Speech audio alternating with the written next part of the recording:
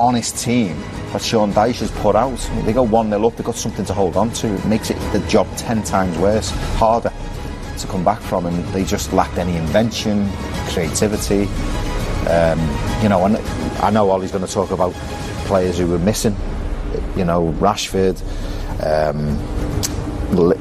Lindelof is missing. Yeah. He's going to McTominay's missing. You know, are these really, opposed from Rashford, are they real Manchester United names who frighten you? They don't frighten you anymore, Manchester United. So it'll be interesting to see what this result does now, whether it forces the hand of someone upstairs. Maybe Sir Alex might walk in and have something to say about it. We'll have to wait and see. That's coming your way tomorrow. Wolves, let's get back to you. What is Ole Gunnar Solskjaer saying to his team now? How does he rally this long? I don't know, because I think he's run out of ideas, to be honest. You know, when a team's like this, the manager going into a dressing room at home and looking at them players who know they've let themselves down and let the fans down and should have done better, you know, what do you say to them? He doesn't look like he's a manager that goes in the dressing room and throws things around, shouts and points fingers. Has he got that respect from the players where if he does do that, he gets a response? It doesn't look like it. I'll tell you another problem Manchester United have got. They sit 6 points off Chelsea now. Tottenham have won. You know, they're in the ascendancy. They've got some decent games coming up where they can close the gap on that 4th place. This 4th place now is massive. I think Chelsea will eventually keep it. I think it's the only Champions League place that's up for grabs. If Manchester United don't make that 4th place and they keep Solskjaer, is he going to attract players now to come and play Europa League football? That's even if they finish 5th, possibly 6th if someone wins a cup and is in them Champions League positions. I'm not so sure if he can attract the right players to come and play at Manchester United. Can United attract those players now? Is there a club that players want to go to? Well, they're paying big money. I mean, they've got one of the biggest wage bills in the world currently, so you know, money will attract some players to go there. But Angus, if you want to build something, right, and I've been around Liverpool now for the last 4 years under Jurgen Klopp. It's a philosophy and a way of life which he has built this intensity around this football club, you know, off the pitch as well, commercially. You know, the revenue that's being brought into the football club to compete with the likes of Manchester City and Chelsea is like clockwork at the minute. But on the pitch, they sacrifice so much as players. They double sessions, they eat, sleep and drink football, and all that is on their mind is winning. It's a culture. This football club is he built, Jurgen Klopp, is a culture. I see it at Manchester City under Pep because he's like that. I see it under Wolves, but in a smaller scale. I think the manager's got that intensity about him.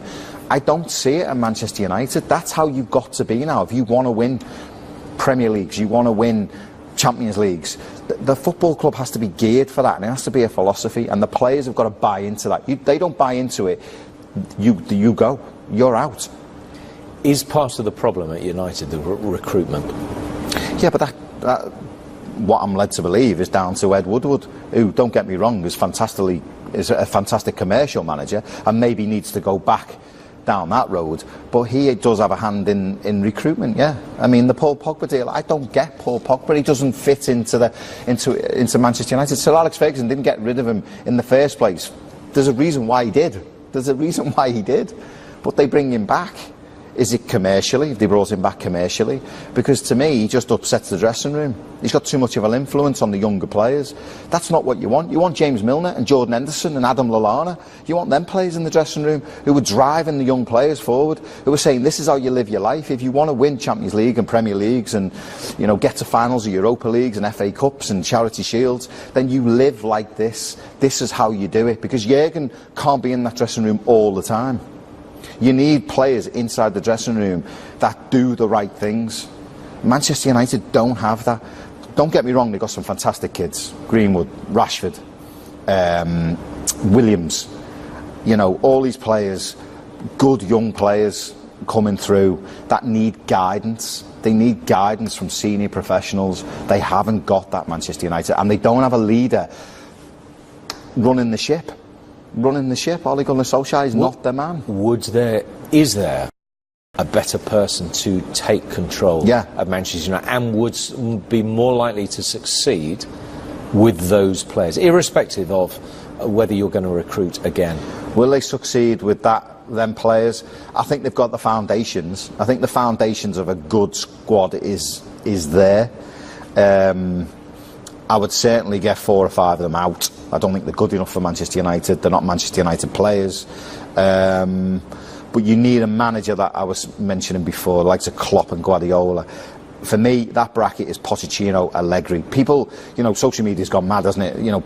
Questioning my judgment on Pochettino. He hasn't won anything. He got out of Tottenham to a Champions League a second place finish. He had the ground to look after Wembley for a while.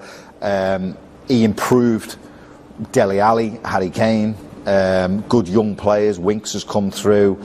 Has Solskjaer improved anything? Has he improved these young players? Are they any better than when they started out? I'm not so sure. Jurgen Klopp has improved every player he has brought in, but one. But one player is not improved, and he's out on loan.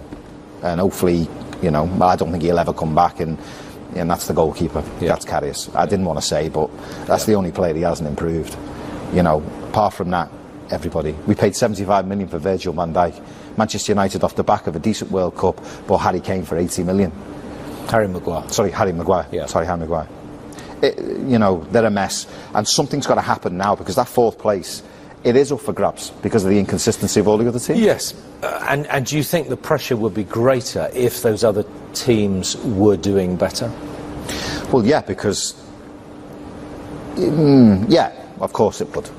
If Manchester United are sitting 7th or 8th now, I think something might have been done. The fact they're just sitting just below that Champions League place, maybe just keep them in a job, plus the lads in the media.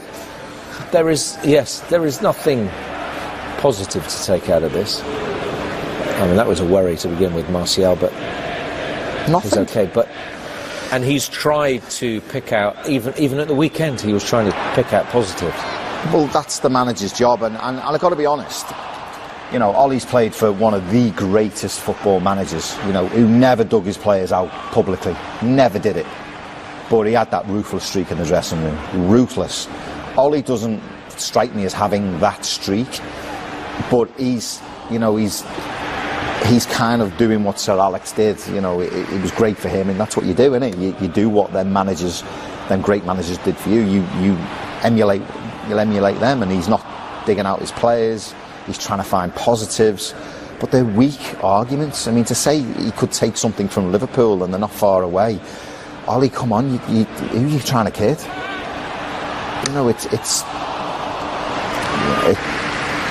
He's struggling. I mean, James there, he hasn't scored since August. He's gone backwards. These kids get tired. They're carrying Manchester United. These kids, they get tired of doing that. The youngsters, inexperienced. Fair play to Burnley. Listen, let's not dwell on how poor Manchester United were. Burnley still had a job to do. Route 1. This is what I was talking about before. There you go, Matic. Where's Harry Kane challenging for that ball? Harry Maguire. Still, you won't get Harry Kane on the pitch. Sorry, not Harry without hamstring anyway. Harry Maguire. Where is he challenging for that ball? And that's a great strike, isn't it? Yeah. And that could have gone. Anyway. That could have gone in my back garden in there. That could have done, but it nestled in the top corner. And things like that go against you as well when your back's up against the wall. But can you remember a real opportunity? There, shot from outside the box, James. Did they really test the keeper? No. Not really. A number of saves. I mean, you look at the stats, they did have 7 shots on target and 24. That obviously we're looking counts. at them now. 24 shots. You could have saved that. Yeah, I could. No, nothing. But I said before,